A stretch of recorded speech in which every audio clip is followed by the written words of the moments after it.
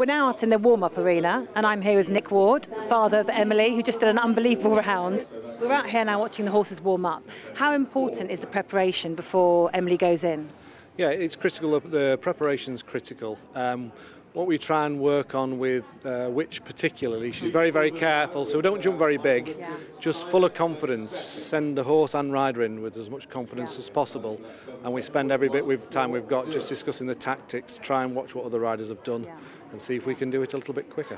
Witch is a very rare horse. She's very pony-like. She's got a very short stride and is easy to ride, very light ponies, so it's not too much of a big transition. Do you have like a set routine that you always do that you know works with Witch, or does it depend on what the other riders are doing as to how you might change, for example, the pre-jump off warm-up? No, it's a pretty set format in terms of the warm-up. It's really dictated by the horse, not really what she's going to do. Yeah. And does she take much warming up? We don't do an awful lot with her, no. A few small jumps, as I say, keep her confident and happy, warm her up, and then in she goes. And obviously it did pay off. It was an unbelievable round. How much in advance? I mean, the turn she did to number 6, I couldn't quite believe it. Is that pre-planned, or did you know she was going to do that? We discussed it, and what Emily has to do when she goes in the ring is try the turn, and then she can judge herself whether at speed, whether she could do that same turn as she's doing it in walk or trot. So it's really down to Emily when she's in there. She's on her own, then she makes those final decisions. But we looked at it and said it's possible, and we went from there.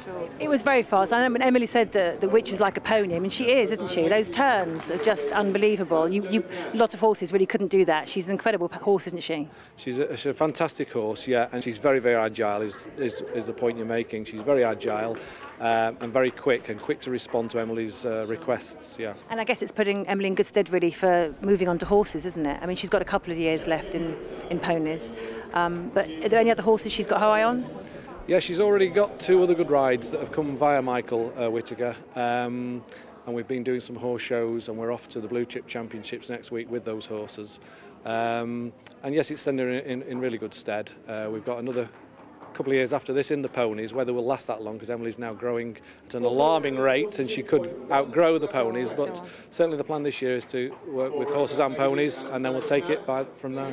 It sounds like you're very involved. Is it a real family affair? I mean, are you very much involved in the decisions when it comes to Emily's riding career? Yeah, very much it's a family affair. My wife and I manage the programme for the horses in terms of the care at home. My wife's head of that department, and then I plan the shows and the training. But yeah, it's a real family affair, and it's a labour of love. We all enjoy ourselves together. So the Children of Horses leading rider prize to Emily Ward.